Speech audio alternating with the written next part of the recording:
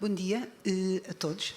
Uma vez mais, queria agradecer à PDSI, à Filipa e à professora Helena o convite para estar aqui como moderadora.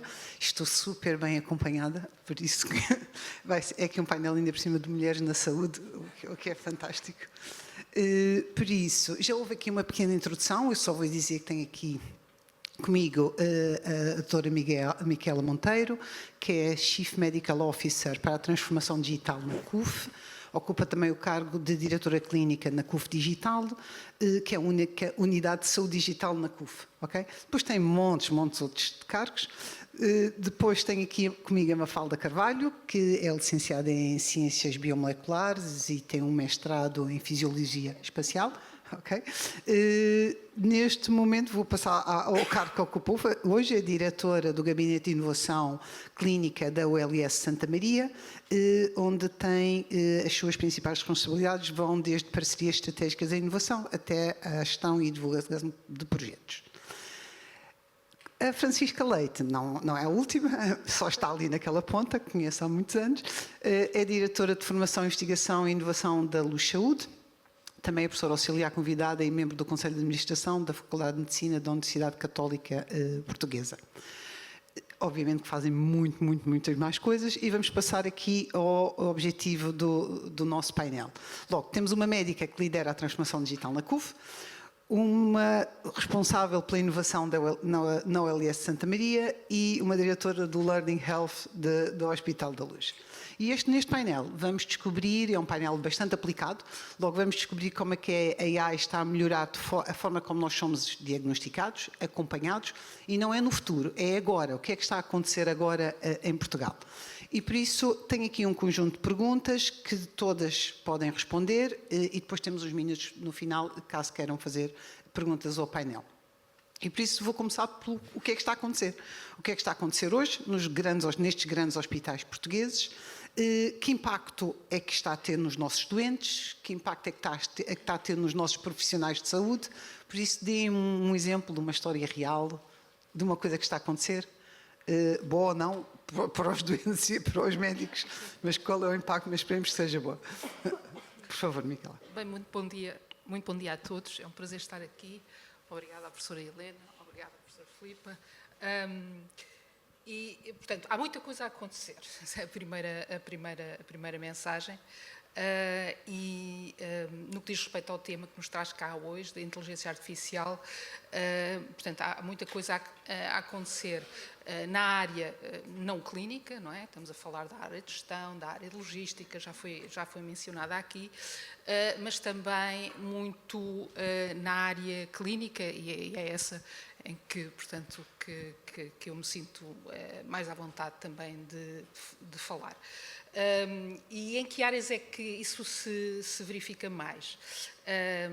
Naquelas áreas que são suporte ao diagnóstico, não é? Portanto, aí temos já exemplos em produção, na imagiologia, na detecção e medição da esclerose múltipla, em que os algoritmos ajudam portanto, aumentam aqui a capacidade diagnóstica na demência, mas também, como já foi também aqui mencionado, como copilotos, diremos assim, dos profissionais de saúde. Não sei se sabem, mas, por exemplo, se forem a um serviço de urgência, neste caso da minha organização, da CUF, os raios-x, portanto, dos esqueletos ósseos para detectar uma fratura, são também lidos por algoritmos de inteligência artificial, o que, portanto, visa, nessas situações, a aumentar a segurança clínica e diminuir o erro. Como podem calcular, são sítios onde os profissionais têm muita pressão, trabalham longas horas, têm pouco tempo por doente e, portanto, aqui o impacto é claramente um aumento da segurança e diminuição do risco. São copilotos, por exemplo, também no âmbito da gastroenterologia, nas colonoscopias, onde, portanto, existe um tempo para ver o tubo digestivo, detectar anomalias, portanto, não é uma coisa estática em que uma pessoa está à frente de uma imagem e, portanto, esses algoritmos ajudam o médico a captar todas as anomalias. Portanto, neste caso, a aumentar a capacidade de diagnóstico e a suportar a capacidade de decisão do clínico, mas temos também dois exemplos que eu acho que até são mais transformadores na medida em que alteram mesmo a forma como nós prestamos os cuidados, alteram os processos, os clínicos, os processos de cuidados, era isso que eu queria dizer. Um deles, portanto, é o avaliador de sintomas, que é um dispositivo médico que está integrado na aplicação do cliente, do paciente, e que empodera a pessoa no momento 24/7, no momento em que tem dúvidas, tem uma queixa, avaliar essa queixa e, a partir daí, receber uma recomendação, o que é o melhor passo a seguir, e nós, CUF, mapeamos os nossos serviços e propomos um acesso ao serviço certo, em tempo certo, nessa condição. Portanto, a pessoa não está à espera que alguém tenha tempo, mas é empoderada a iniciar o seu caminho, a sua jornada. Portanto, e tem aqui este aspecto de automação e de empoderamento. E depois um outro exemplo, que eu também considero como transformador, é o nosso VoiceBot Clara, que é um VoiceBot e que nós utilizamos para fazer o seguimento pós-cirúrgico de cirurgias ambulatórias. Isso quer dizer o quê? Isso quer dizer que todos os doentes que fazem uma cirurgia em ambulatório, em qualquer das unidades CUF, vão receber, portanto, uma chamada de seguimento, feita por esse VoiceBot, que no fundo está integrado naquilo que é uma equipa de enfermagem centralizada. E o que é que o VoiceBot faz? Ajuda as enfermeiras na medida em que as enfermeiras e os enfermeiros, portanto, que são de facto quem, portanto, faz o seguimento, faz a chamada de controlo, mas eles entram quando existe um problema ou quando existe a dúvida de um problema. O que é que isso permite? Permite, de uma forma consistente, escalar, portanto, um seguimento que é importante para a segurança clínica. Ok. Então, passamos aqui a Santa Maria. O que é que está a acontecer em Santa Maria? Bom dia. Muito obrigada pelo convite. É um prazer estar aqui no meio de ilustres convidadas. Bom, isto é engraçado porque eu estava aqui a ouvir a doutora Micaela a falar e, bom, estamos a falar entre hospitais e, apesar de um ser privado e o ser público, as soluções acabam por ser, bom, se calhar estão em níveis diferentes de implementação, mas algumas são semelhantes porque as empresas vêm ter connosco também, porque também gostariam muito de implementar as suas soluções em Santa Maria. Mas eu vou tentar falar de umas que não foram mencionadas aqui, que são um bocadinho diferentes.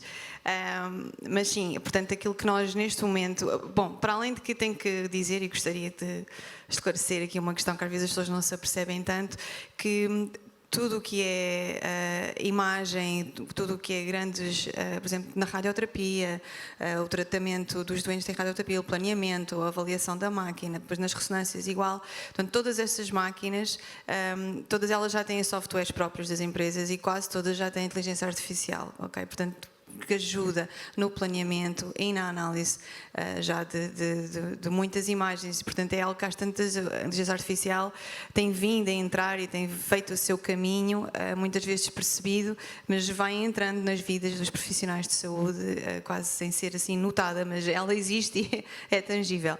E depois temos nós estes processos de inovação em que nós gostamos realmente de utilizá-la de uma forma mais direta e impactante na vida dos doentes e nos nossos profissionais profissionais de saúde.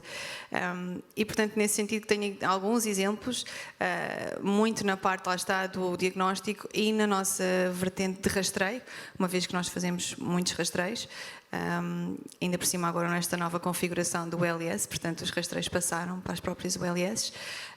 E nesse sentido, a utilização da inteligência artificial é de facto uma grande vantagem, porque conseguimos rastrear grandes números de uma forma muito mais rápida, sendo que a utilização mais óbvia é para a detecção da normalidade. E, portanto, se é normal, aquilo passa, e sempre que a máquina detecta alguma diferença, alerta. E, portanto, aí o profissional de saúde vai ter que perder um bocadinho de tempo a analisar aquele exame, o que é completamente diferente de eu ter que correr todos os exames a olho e verificar. Um exemplo desses, por exemplo, é no CDP, que é o Centro das Doenças Pulmonares, que faz o rastreio da tuberculose. Nós achamos que já não há tuberculose, mas ela está, infelizmente, a aumentar.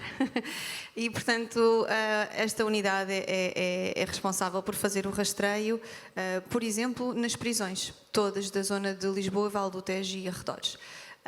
E, portanto, como podem imaginar, vamos lá com uma carrinha e temos que fazer raio-x a todos aqueles potenciais doentes, não é? Portanto, às pessoas que estão presas. E, portanto, aquilo gera um número de imagens e que tem que se ter uma resposta em tempo útil, porque se houver um doente, um prisioneiro que tenha tuberculose ou uma suspeita de tuberculose, ele tem que ser isolado, porque senão depois temos que tratar toda a gente envolvente, não é? Até aos guardas prisionais, etc. Portanto, e isto tem sido realmente uma grande ajuda. E posso dizer que o algoritmo que nós estamos a utilizar é sul-coreano, até foi de uma parceria com a Unicorn Factory. E os resultados são excelentes, portanto aquilo tem 99% de concordância, portanto são mesmo muito bons. E eu já vi o algoritmo a funcionar e, portanto, a lógica é esta: o que é normal passa à frente, sempre que o algoritmo detecta nem que seja 1 a 2% de probabilidade de ter doença, o médico vai ver. Temos outros exemplos também no diagnóstico do glaucoma, por exemplo, e da retinopatia diabética, e, portanto, a lógica é a mesma, é utilizar a inteligência artificial para ajudar em tempo útil e conseguir que os médicos tenham disponibilidade efetivamente para apenas verem aquilo que pode potencialmente ser doença. A gente vê que a eficiência é um exemplo que nos mostra uma melhoria muito grande em termos de eficiência, mas vocês já conseguiram avaliar em termos de precisão, isto é, relativamente a que se tivessem os profissionais de saúde a fazerem aquilo, se o tempo não fosse um lixo, não é? A precisão é boa, isto é equivalente, é melhor, portanto, temos, dá confiança? estava-lhe a dizer, portanto, nesta tuberculose são 99% o intervalo de confiança, o que é muito, muito grande. Que era o mesmo quando eram os profissionais de saúde a fazer? Ou os profissionais de saúde tinham um erro maior? Eu aí não lhe posso responder essa pergunta. Não, é porque isso dá confiança. Isso é todo, aliás, nós, um dos projetos que estamos também a tentar avançar é o tal projeto das urgências de pôr a inteligência artificial a correr as imagens de raio-x. E uma das razões é que, infelizmente, seja por qual for o motivo, que eu não posso entrar nessa discussão, mas infelizmente os raios-x estão a ser muitas vezes mal interpretados. E o que é que acontece? Há um aumento significativo de pedido de taques. E isto é um problema que está a ser levantado, por exemplo, a nível da União Europeia. Nós não queremos um aumento de taques, porque a radiação é enorme. Nós queremos diminuir o número de taques pedida e tem sido um aumento exponencial. E, portanto, a forma que nós temos de tentar controlar isso é fazer com que os raios-x sejam melhores, ou pelo menos consigamos detectar melhor. E, portanto, a única hipótese é com a inteligência artificial, porque o olho humano tem uma limitação. E a inteligência artificial consegue realmente dar esse salto qualitativo e ajudar. Portanto, aqui no fundo é sempre ajudar, é como ferramenta que ajude os profissionais de saúde a fazerem melhor o seu trabalho e também com mais tempo. Claro. É um bocadinho por aí. Francisca, o que é que está a acontecer na Luz? Muita coisa. Primeiro que tudo, agradecer muito o convite para estar aqui. É um gosto estar aqui a conversar convosco também sobre estes temas, que eu sou sinceramente uma enorme apaixonada, portanto é bom, também vou tirar ideias. Nós na Luz temos tido uma abordagem, se calhar, um bocadinho diferente. Nós, primeiro que tudo, olhamos para a IA, para a inteligência artificial, não tanto como uma solução para todos os males, mas como uma ferramenta que é muito útil para fazer reengenharia de processos. Portanto, se calhar pela nossa temos muitos engenheiros na Luz, pensamos nestas coisas de uma forma, se calhar, às vezes um bocadinho diferente, mas sabemos que na Luz a Luz é um sistema complexo, com imensos problemas para resolver, e é necessário, de facto, mudar muito processos, otimizar muita coisa, repensar muita coisa. E, portanto, nós olhamos para a inteligência artificial como uma ferramenta que nos ajuda nesta reengenharia de processos e que também precisa desta reengenharia de processos para ser implementada em pleno e para dar o impacto, para ter o impacto que nós queremos que tenha em todas as suas dimensões, para que os profissionais consigam utilizar da melhor forma, para que entre nos workflows nos momentos certos. Portanto, temos sempre tentado fazer muito este trabalho de evitar muitas vezes ir buscar soluções ad hoc, mas pensar sempre nesta lógica de qual é que é o processo como um todo, onde é que começa, onde é que acaba, quem é que intervém, quem é impactado, onde é que a inteligência artificial, como é que altera, onde é que vai entrar. Temos também, além disto, tido mais 2 cuidados. O primeiro, sabendo que cada vez mais temos mais regulação e bem, e que tudo o que é clínico está, na maior parte dos casos, ou é um classe 1 no Medical Device Regulation, ou muitas vezes um classe 2, sabemos que esta parte clínica é preciso ter muito mais cuidado. Portanto, não apenas temos tido este cuidado, como também temos estado a trabalhar muito naquilo que é a preparação da base. Portanto, temos já há muito tempo a vir a preparar tudo o que são dados de saúde que temos, colocar num data lake completamente protegido para utilização secundária, porque muitas destas soluções e destas ferramentas vão ter que ter evidência, porque em muitos casos ainda não há evidência suficiente para a certificação. Portanto, temos na parte clínica, apesar de já termos alguns exemplos, como também aqui referiu, na gastro ou na imagiologia, até porque levamos com elas sem querer, não é? E agora, quando fizemos o mapeamento para a RS, também foi muito útil perceber a quantidade de coisas que nós já tínhamos e que muitas vezes nem sabíamos, porque nem sempre os fornecedores dos equipamentos dizem, mas temos estado realmente a fazer este esforço de organizar os dados, harmonizar, anonimizar. Temos um algoritmo que provavelmente até vamos publicar de como anonimizar. Temos uma excelente anonimização com 1% de risco de reidentificação de um doente, como ter tudo dentro de um modelo de dados para que depois, quando chegarmos à parte de testar os algoritmos, sejam nossos, sejam de empresas que trabalham connosco, startups que nos procuram, possamos também ter os dados para que isto aconteça e dar as medidas que são necessárias depois para uma certificação. Portanto, nesta parte clínica, se calhar não estamos tão à frente como muitos, mas também porque achamos que estamos aqui a trabalhar de uma forma diferente quando começarmos a chegar mais lá, e numa lógica já de implementação. Em termos de investigação temos muita coisa a acontecer, felizmente, e muitos projetos a acontecer, mas numa lógica de implementação ser depois muito rápido começar a ter muita coisa a acontecer.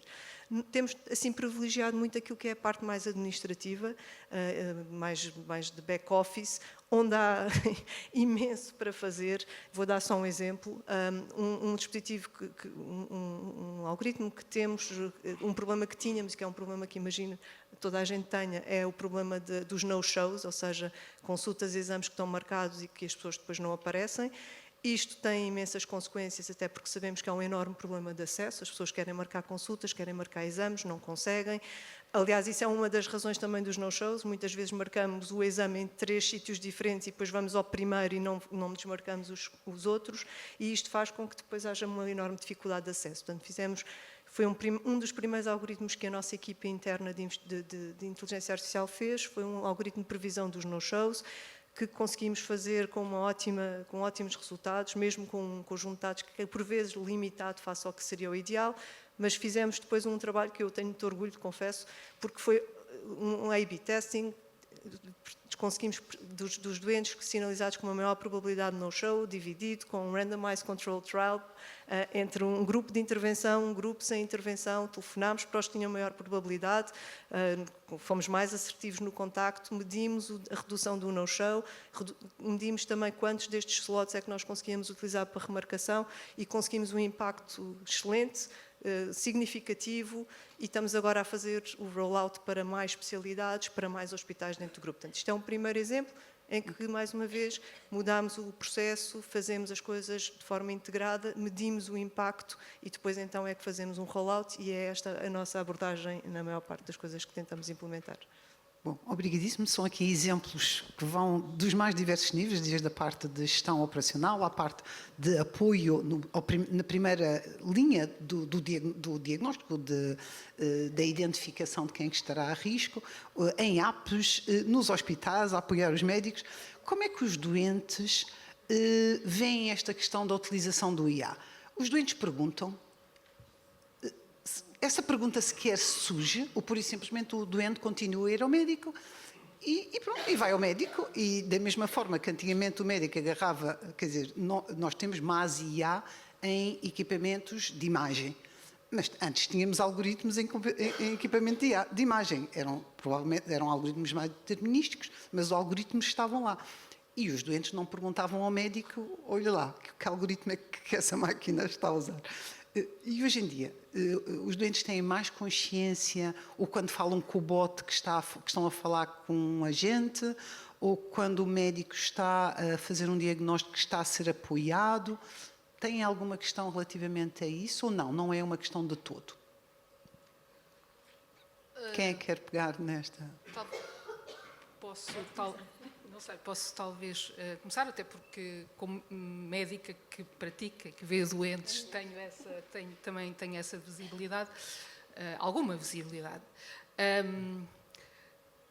Na verdade, para ser clara, essa questão, de uma forma generalizada, não me apercebo que seja levantada. Contudo, portanto, há pouco os portugueses são muito bons no early adoption. Os portugueses adotam com muita facilidade as novas tecnologias. Portanto, relativamente, por exemplo, à Clara, que é o VoiceBot, existe uma explicação antes do doente ter alta que vai ser contactada e que é um assistente virtual, não é humano.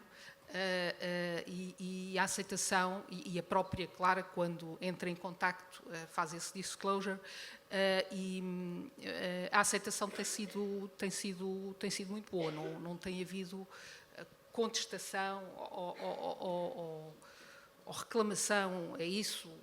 Nem nenhuma ligação com faixas etárias. Algumas faixas etárias aceitarem melhor do que outras faixas etárias. Mas eu vou contar uma coisa que me aconteceu na semana passada, quando dei consulta e aconselhei portanto, um paciente para fazer o rastreio do cancro da pele. Tinha portanto, uma pele portanto, com maior risco, tinha muitos sinais. E fiquei super surpreendida, fiquei mesmo surpreendida, quando ele disse, onde é que me aconselha a ir? E eles têm inteligência artificial a apoiar. Foi a primeira vez que isso aconteceu, mas eu disse, isso é importante para si? Sim, isso é muito importante para mim. Eu quero ir para um sítio em que logo, de alguma forma, está a ser passada uma mensagem de que a IA pode ser um apoio, e não que substituir. se sente mais seguro, inclusive, é para sermos muito claros, que se sente inclusive mais seguro se houver ali alguém a olhar também para a pele. E devo dizer que neste momento estou a testar os scribes, que o Pedro falou, e peço autorização. E de facto, as pessoas, de uma forma geral, sentem-se confortáveis, muito pontualmente sintam um desconforto, e depois, obviamente, e dizem logo, isso é inteligência artificial, isso é bom. Portanto, acho que de uma forma geral, a percepção que eu tenho é que a postura é muito positiva e de confiança a priori. Não sei se alguém quer comentar. Eu posso contar uma história já agora. Eu participei não muitos anos atrás, num clinical trial com o MD Anderson em Houston, nos Estados Unidos, e tínhamos o Watson, na altura, que agora já não existe, a fazer este tipo de acompanhamento, e tivemos casos em que os doentes diziam: desculpe, estou a falar com quem? Eles, enfermeira, não sei. Não, eu quero falar com a máquina. E desligavam o telefone. Já está ao contrário. Logo, também há estas reações. Bom, eu acho que aqui, eu não sou médica e não tenho contacto direto com os doentes, mas acho que aqui realmente é um daqueles pontos em que nós somos diferentes aqui entre o privado e o público, tem a ver com a demografia dos doentes, não é? E tem muito a ver com a literacia das pessoas. E a verdade é esta, não é? A maioria do doente que vai à CUF tem um nível de literacia à partida superior ao doente, à maior parte dos doentes que vão a Santa Maria, e portanto há logo aqui à partida uma barreira invisível, mas que existe, e nós notamos isto no dia a dia. Nós também temos uma aplicação, não é assim tão boa como a vossa, mas nós também temos, e as pessoas não aderem tanto, não gostam, não percebem. Vê lá a senhora velhinha, minha senhora, sei lá, eu tenho a minha filha que tem a aplicação e ela é que sabe. Pronto, é tudo muito à base do apoio Essas são familiar. dificuldades que têm que ser e, portanto, endereçadas, exatamente. isto acontece, isto é uma realidade. Eu já tentei implementar projetos que eram baseados em aplicações e que falharam porque as pessoas não adotaram, não é? Mas não é tanto o IA, é mais a digitalização. É a digitalização mais a no seu todo, não é? todo. Pronto. E, portanto, nós notamos aqui, há esta diferença, é uma realidade.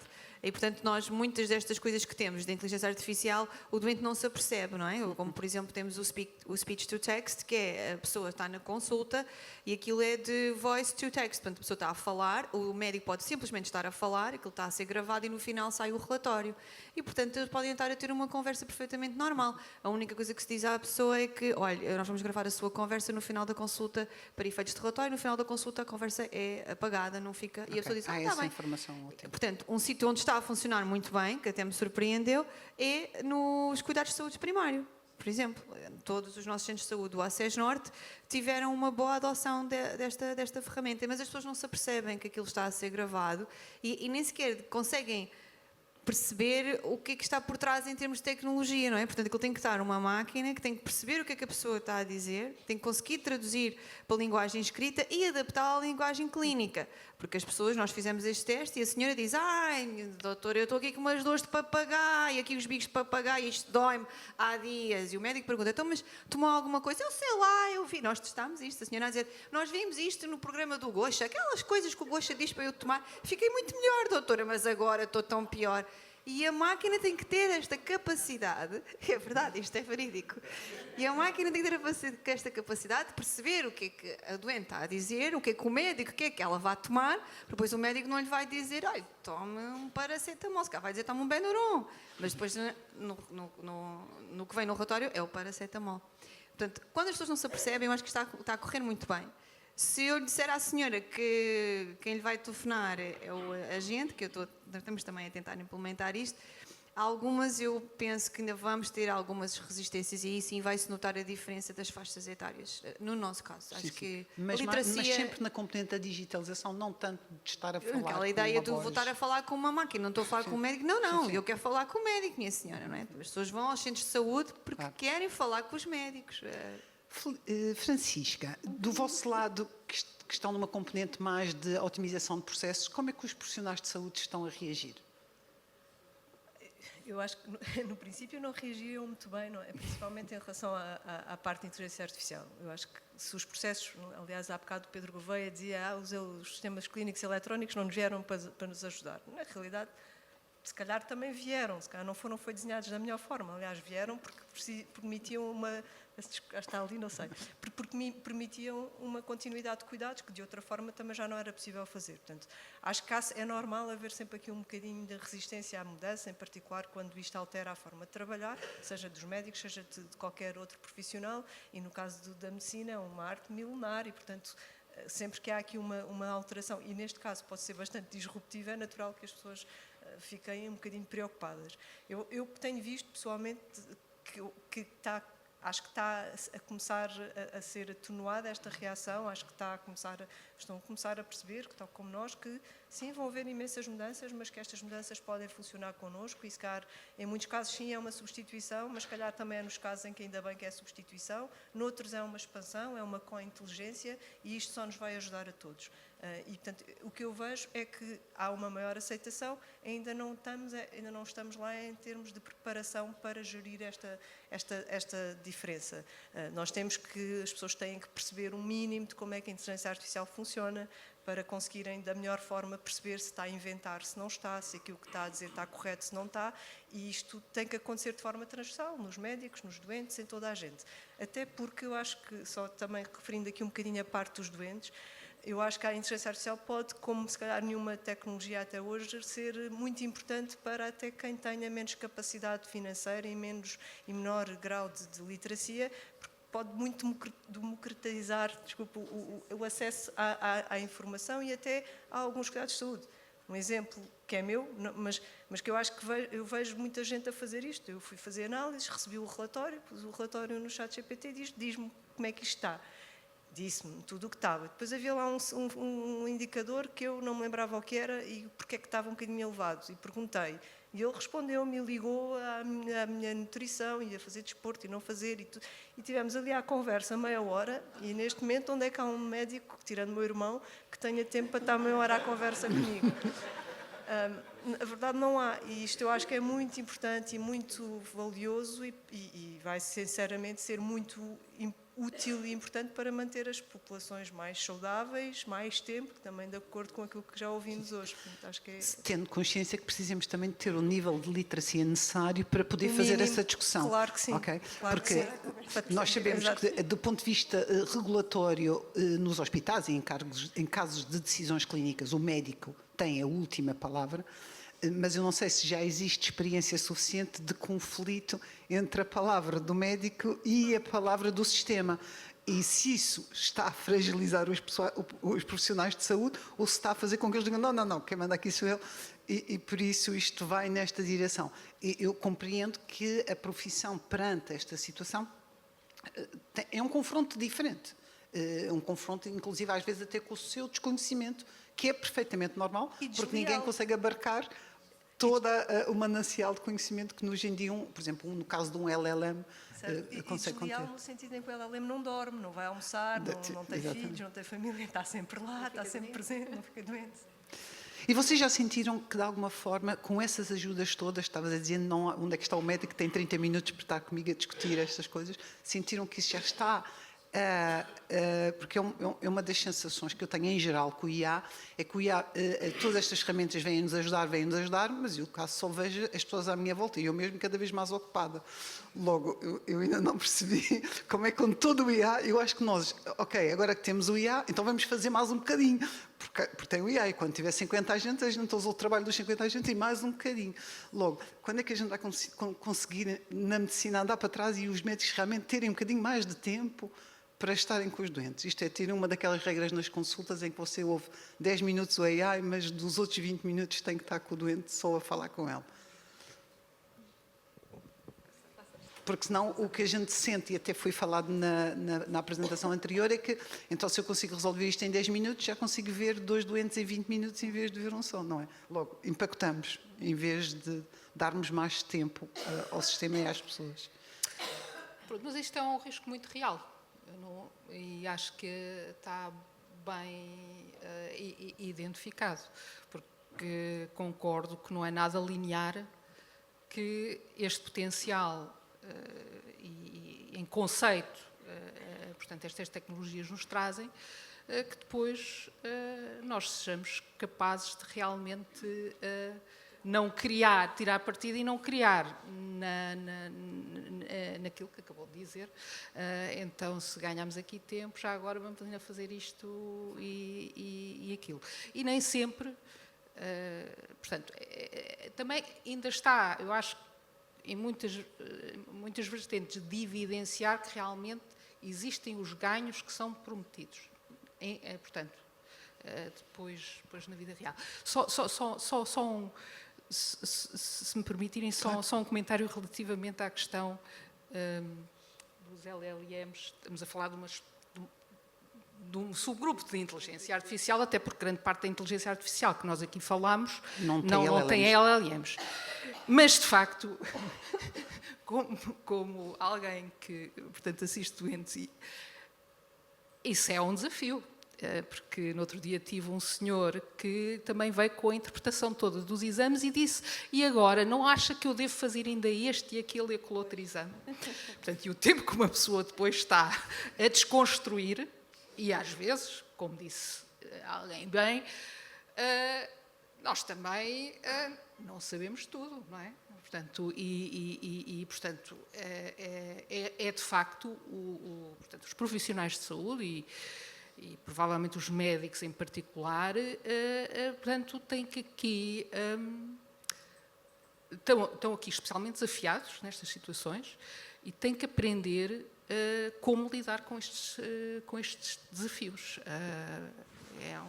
Pronto. Não é fácil. Não, e nós vimos um exemplo, por exemplo, durante o Covid, em que os doentes não poderiam ir ao hospital, ou quando iam tinham várias restrições. Houve uma app que foi desenvolvida pela Universidade de Maastricht, que permitia fazer eletrocardiogramas em casa, através do telemóvel. E depois e hoje em dia, inclusive, é prescrita com um medicamento, logo é daqueles softwares que hoje em dia são prescritos com um medicamento, mas que só podem ser usados, só podem ser tomados 2 ou 3 vezes ao dia. Porque, caso contrário, os doentes põem os dedos estão o dia todo a fazer eletrocardiograma e depois, quando chegam à consulta, em vez do médico ter 12 eletrocardiogramas para ver, tem para aí 10 milhões e vai ter que meter no AI para analisar o eletrocardiograma. E, como tal, isto acaba por ser o... Sim, e podes... Sim, mas eu acho que isto na realidade também nos vai forçar talvez a nós fazermos com que o modelo que os hospitais usam em geral para as suas métricas de sucesso mudem. Em vez de ser número de intervenções, como foi falado, tem que ser número de pessoas que saem pela porta fora com um sorriso no lábio e que acham que vão ter uma vida melhor a partir daquele dia. E como tal, se calhar esta medida, que é mais value-based do que... por isso simplesmente apenas uma medida financeira. Bom, nós temos aqui 4 minutos para acabar o painel e por isso eu deixo-vos aqui 2 perguntas e respondem, dá assim mais ou menos 2 minutos para cada uma, 1 minuto para cada uma, que é, na vossa perspectiva, qual é que vocês acham que vai ser a inovação que vai ter mais impacto? Eu já nem digo 5 anos, eu tinha proposto 5 anos, mas é melhor dizer 6 meses. Não, mas ok, no próximo ano, qual é, na vossa perspectiva, qual é a aplicação ou a área dentro de cada um dos vossos hospitais que vocês acham que poderá ter mais impacto destas novas tecnologias? Okay. Aqui no meu caso, é na parte, é ter inteligência artificial ou ter algo que funcione, que ajude na parte da gestão. Ou seja, todo o back-office. Porque nos médicos, na clínica, na prática, ela está a entrar e vai haver soluções e vai haver todo um manancial para escolher. Nós, como públicos, funcionamos em papel ainda. Pilhas e pilhas e pilhas de papel. Os processos são super demorados, super burocráticos. As compras, o procurement, não é? O processo de compra pública é um total pesadelo. Isso para mim seria o maior ganho de eficiência para nós como hospital público, seria nessa parte toda de gestão nos serviços de apoio. Francisca, já que vocês já começaram pelos processos, onde é que vocês veem no próximo ano? Dentro do hospital, tudo aquilo que nos permite acompanhar os doentes de forma mais próxima, com maior frequência, mesmo que não é só a inteligência artificial, é um misto de automação, digitalização, automação com algumas componentes de inteligência artificial, mas desde o momento em que ainda não estão doentes, até quando ficam doentes e depois. Portanto, vai acontecer aos bocadinhos, uma patologia de cada vez, ou uma pessoa saudável de cada vez, mas começar a colocar estas pessoas nestes percursos, nestes orquestradores em que se consegue de facto manter um relacionamento que muitas vezes pode não ser só humano-humano, pode ser máquina-humano, mas de recolha de dados, porque nós sabemos e isto existe, a evidência científica que mostra que de facto um acompanhamento mais frequente de um doente leva a melhores resultados de saúde, menor procura das urgências, menor número de consultas não programadas. Portanto, isto é absolutamente essencial. De um ponto de vista geral, eu acho que tudo o que sejam estes biomarcadores digitais, como Pedro Gouveia também mostrou alguns exemplos, diagnosticar diabetes com a voz, tudo isto que não é invasivo e que vai permitir também nós sermos, se calhar, mais quantificados de forma não invasiva e mais frequente, que também terá um impacto enorme, em particular em mantermos saudáveis mais tempo, que também é algo que Pedro Gouveia também referiu, que é muitíssimo importante, até porque em Portugal temos uma percentagem de pessoas acima dos 65 anos que é das mais elevadas no mundo e uma taxa de crescimento deste grupo também muito grande, portanto, a nossa procura por cuidados de saúde só vai aumentar e temos que nos preparar para isso. Micaela, o último minuto. Sim, portanto, olhando para aquilo que pode ser, digamos, em termos tecnológicos, e o tema que nós estamos aqui a falar, mais impactante na saúde nesse horizonte de tempo, não tanto agora com o UF, ou portanto, o prestador em si, eu penso que esta área dos medical scribes, que não é apenas uma transcrição de uma consulta e uma estruturação, mas é a porta de entrada, para transformar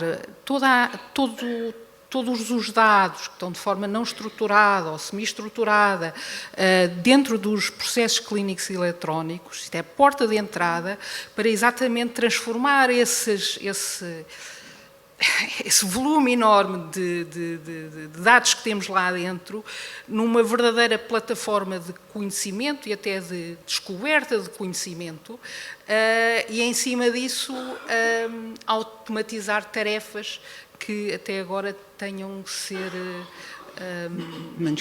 exatamente, que são portanto, automatizar tarefas, apoiar a decisão. Isso pode ser, digamos, essa forma de conseguir algo que até agora nós não conseguimos. É uma oportunidade. Se irá concretizar, cá estaremos, espero eu, Bom, para ver. Estamos a acabar e o que eu vejo é que a gente acaba com os dados e com isto não há AI que nos valha se nós não tivermos bons dados, e por isso estamos aqui a acabar com os dados. E uma coisa interessante que eu vos vi falar é que estamos a acabar com os dados, mas a falar nos dados de saúde. Eu acho que é agora que vamos ter a revolução e ter o verdadeiro Ministério da Saúde, não é? Em vez de termos um Ministério da Doença. Agora vamos sempre realmente ter um SNS como deve ser, porque conseguimos colecionar dados muito mais cedo quando estamos saudáveis, não é? E essa parte é muito relevante. Obrigadíssima a todos, acho que estamos aqui mesmo